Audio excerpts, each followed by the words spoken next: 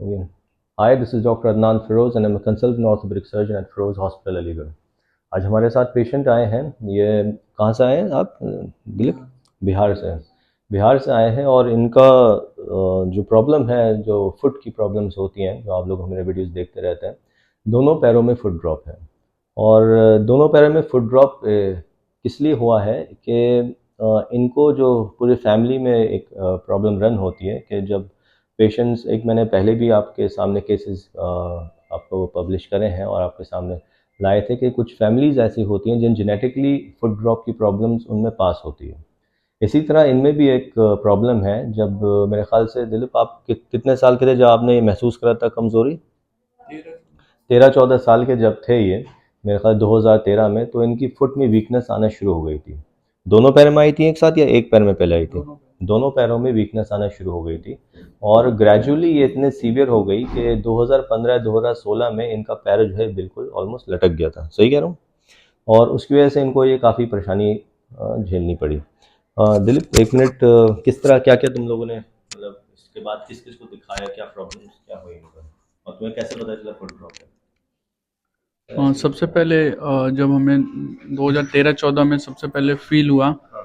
कि ये नॉर्मल नहीं है, हमें बहुत सारी चीज़ों में दिक्कत होने लगी, चलने में और चप्पल में ग्रिप पकड़ने में, और वॉशरूम वगैरह में बैठने बैठने में दिक्कत होने लगी। तो तुम्हें पता कब चला कि ये प्रॉब्लम फुट ड्रॉप की है, या किसको दिखाया तुमने वहाँ पे आसपास या कुछ? जब हमें 2013-14 में ऐसे फील हुआ तो उस टाइम पे हमने दिखाया, औरंगाबाद में, वाराणसी में और लखनऊ में, फिर एम्स में दिखाते गए। तो उन लोगों ने वो जनरेशन का चेक करने के लिए बहुत सारे टेस्ट वगैरह किया। फिर उसके बाद कोई कंक्लूजन पे नहीं आ रहे थे, तो अभी 2019 तक हम लोगों ने ऐसे दिखाया, फिर छोड़ दिया तो दिखाना। किसी ने अभी तक इतने साल निकल गए, अभी तक किसी ने तो ऑपरेशन बताया होगा? तो अभी जब लास्ट टाइम सीएमसी में गए थे तो वहाँ टेंडन ट्रांसफ़र के बारे में जिक्र किया था, बट वो फिर भी वो टेस्ट करते जा रहा था, जिससे कि हमने छोड़ दिया। मुझे चल के दिखाओगे? वहाँ तक जाओ थोड़ा सा। ठीक है, आ जाओ। तो दोनों पैर इनके आप लोग देख रहे हैं कि एकदम फुट नीचे लटका हुआ है और नीचे लटकने की वजह से इनको अपना घुटना अपना घुटना थोड़ा ऊपर करना पड़ रहा है। दोनों ही पैर में आप लोग देख रहे हैं कि कोशिश करना ऊपर करने की दिलीप, बिल्कुल थोड़े बहुत भी नहीं हो रहा है ना, ये कोशिश करो, नीचे ले जाओ।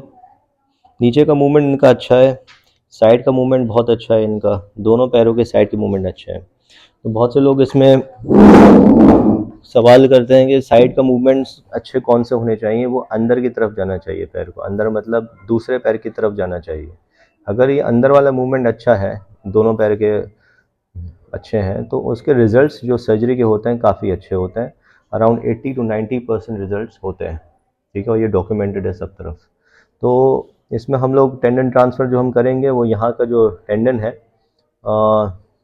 जो इनकी जो पीछे की मसल्स हैं वो काम कर रही हैं, और जो पीछे की मसल्स में से एक टेंडन होता है जिसे हम टिबियालिस पोस्टीरियर कहते हैं, जो यहाँ पे जाके जुड़ता है।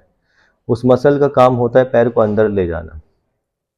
तो उसी टेंडन को हम लोग लेंगे और पीछे टनल बना के हम लोग इस बोन में जोड़ देंगे। तो जब ये, और उसके बाद जो ऑपरेशन जब हो जाएगा, तो 1.5 महीने का हम लोग प्लास्टर लगाते हैं। 1.5 महीने बाद हम इस टेंडन को, प्लास्टर को निकाल के फिर हम इनसे चलने को कहेंगे। जो मूवमेंट्स आते हैं यूजली पेशेंट्स में यूजली करीब प्लास्टर हटने के बाद 2.5 महीने बाद आते हैं, और कभी कभी 3 महीने लग जाते हैं मूवमेंट्स आने में। कुछ पेशेंट्स, एक दो मरीज ऐसे भी हुए हैं जिनके मूवमेंट्स प्लास्टर हटाने के बाद शुरू हो जाते हैं।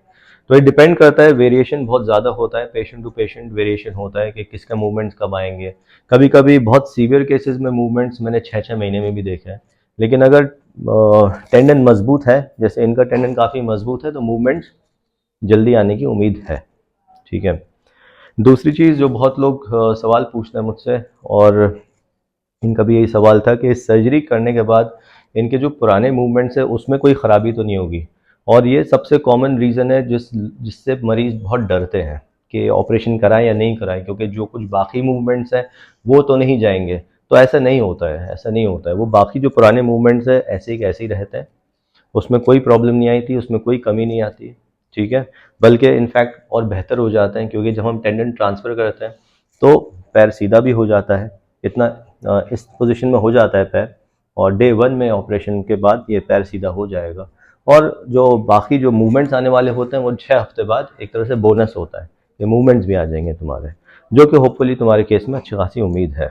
तो इस सर्जरी में कोई डरने की ज़रूरत नहीं होती है, पेनफुल सर्जरी है बिल्कुल नहीं है। थोड़ा बहुत जो पेन होता है वो 24 घंटे में थोड़ा बहुत पेन होता है सर्जरी का, लेकिन बहुत पेनफुल ऐसा कोई प्रोसीजर नहीं है, बहुत क्लीन सर्जरी होती है, तो ऐसा कोई घबराने वाली बात नहीं होती है सर्जरीज में, समझे बोले। कुछ पूछना है तो पूछ लो तुम, तो क्या मुझे नहीं लगता ऐसे कोई प्रॉब्लम होगी। और सर्जरी का जो ड्यूरेशन होता है वो 2-2.5 घंटे का होता है, 2 घंटे की सर्जरी होती है, और पेशेंट्स यूजली ऑपरेशन थिएटर से 3 घंटे में निकल के आ जाते हैं। 3 दिन का स्टे होगा इनका, 3 to 4 days यहाँ पेशेंट्स रुकते हैं, और 4th डे इनका डिस्चार्ज हो जाता है। कुछ पेशेंट्स ऐसे होते हैं जिसका मूवमेंट अंदर वाला होता नहीं है, सिर्फ डाउनवर्ड मूवमेंट्स होता है।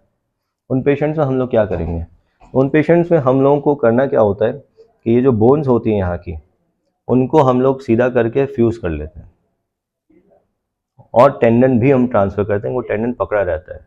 अब उनमें हम टेंडन ट्रांसफ़र भी इसलिए करते हैं क्योंकि टेंडन एक सपोर्ट की तरह पैर को सीधा रखेगा, और बोन्स को इसलिए फ्यूज़ करते हैं हम लोग, सिर्फ आगे की बोन्स फ्यूज़ करते हैं, एंकल की बोन फ्यूजन नहीं करते हैं, क्योंकि एंकल मूवमेंट थोड़ा बहुत रहता है मेरे मरीजों में, मैं चाहता हूँ वो हमेशा रहे। तो ये जब फ्यूज़ हो जाएंगी और टेंडन भी ट्रांसफर हो जाएगा, तो पैर उन पेशेंट्स का जिनका अंदर का मूवमेंट नहीं है वो सीधा रहेगा पैर, और वो कभी गिरेगा नहीं।